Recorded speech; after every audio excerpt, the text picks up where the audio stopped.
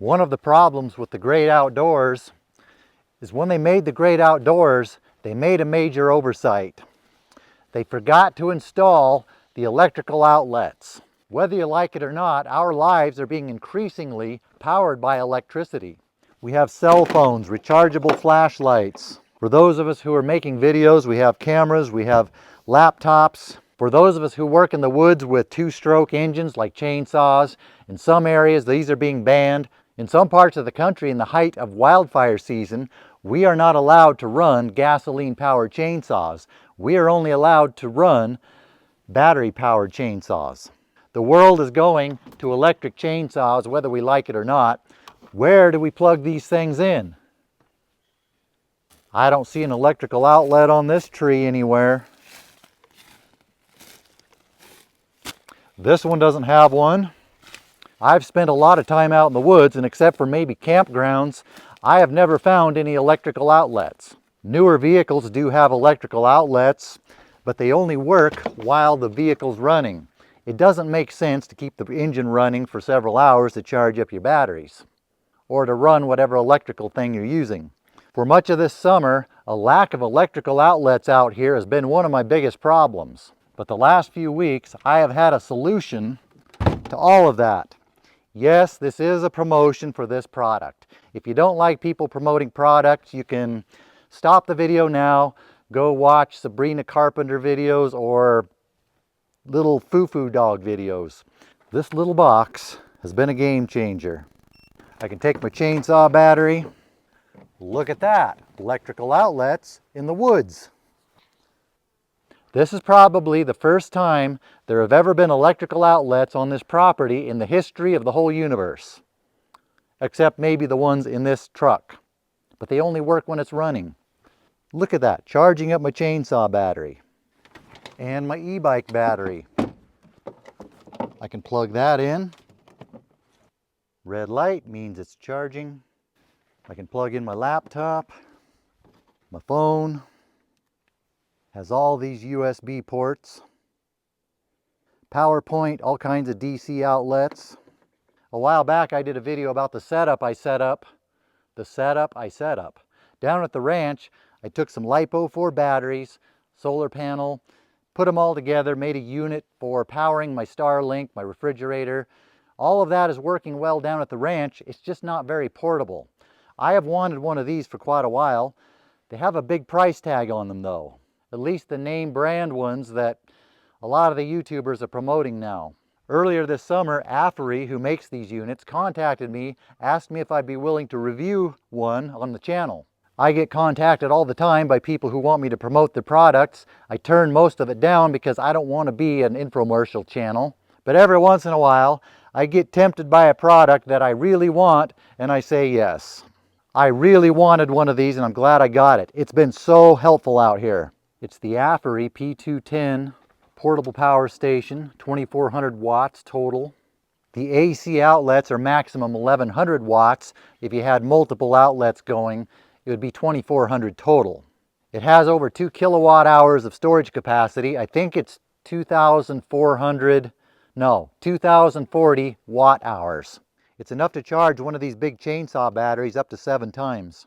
Right now the unit is at 57% capacity. This battery's pulling 76 watts.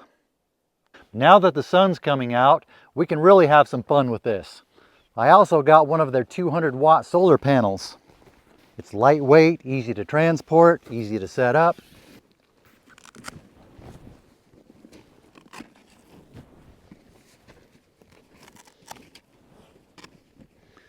Has a nice long cord, but I got an extension for it so the panel can be out in the sun while I am in the shade. Now this is a fairly small solar panel at 200 watts. This will take up to 500 watts of solar. This is what they sent me, but I would really like to have 400 watts powering this. I'm a little bit underpowered on solar. I would rather have the 400 watt panel, or maybe even better, have two 200 watt panels, because 400 watt panels, if they're going to be portable, they're pretty big and cumbersome. These 200 watt panels are so nice for transporting, setting up. I think maybe two 200 watt panels would be ideal for running this. This is keeping up with what I'm doing, but I could use more panel. They are not that expensive. As of right now, these solar panels are $269. These units are the part that are usually expensive, but they said they would give a discount code to the viewers of this channel. With that code, less than $1,000. If you looked at the prices of these, that is a smoking deal. I'll put a link to these with the code in the description. These are not affiliate links. I am not getting a commission if you buy those. They did send me this unit, but I didn't set up to become an affiliate. I don't have a pony in the, a dog in the, doesn't really matter to me if you buy these or not. I just told them I would do a review of this since they sent the unit to me. Maybe later I'll get set up with an affiliate thing with them, but right now, no. Out here in the woods, I don't have a lot of really heavy current drawing appliances that I can plug into it to really put it to the test.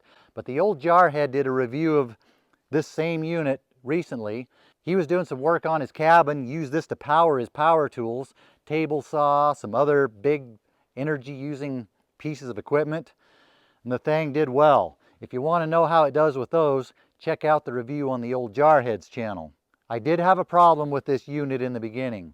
It's supposed to automatically detect whether you're using European 50 Hertz or North American 60 Hertz.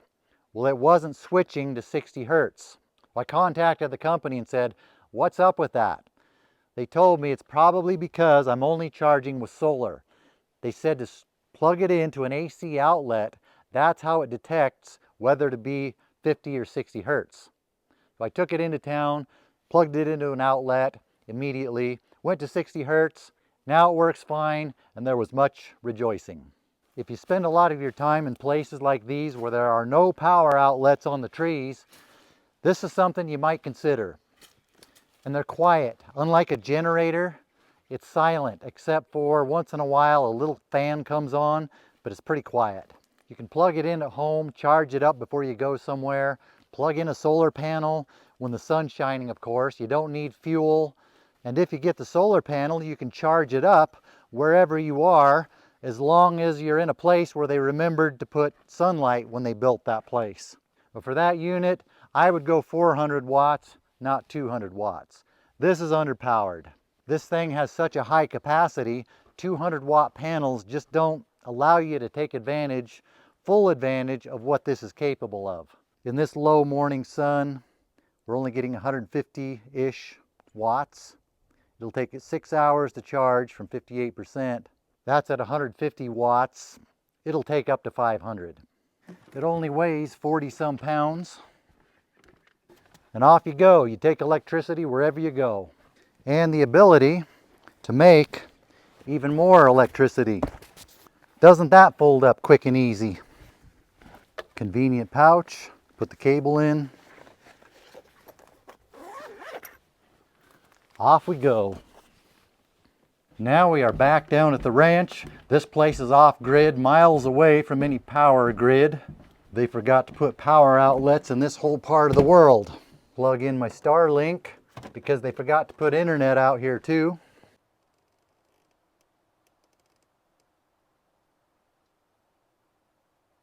Plug the solar panel in, plug in my laptop, my phone, my Woobin lights that I use all the time.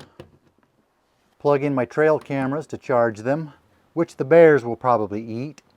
Set the panel on the roof where it will be safe so the cows won't step on it and the bears won't try to eat it, which they would totally try to do here. Of course, if I had it tilted toward the sun, it would produce more power, but for what I'm doing here right now, it's producing plenty of power. And when it's laying down flat, I don't have to move it throughout the day to keep it pointed toward the sun. If I needed more power, I would do that. Even with the solar panel laid down flat, it's producing more power than I'm using. In my outdoor back porch office where I can edit my videos until I'm done editing my videos. And I could run Starlink all day if I wanted to and still have power left over, especially if I had a 400 watt panel instead of a 200 watt panel. With that, I could run my electric cooler off of this too. But instead, I'm running that off of my other system. If you buy through Amazon and you want the discount, when you proceed to checkout, on the payment page, in the promotional code box, add Forest Lands with an S. Use this payment method. There's your discount price. If you buy through the AFERY website, go to checkout. For discount code, add Forest Lands 10.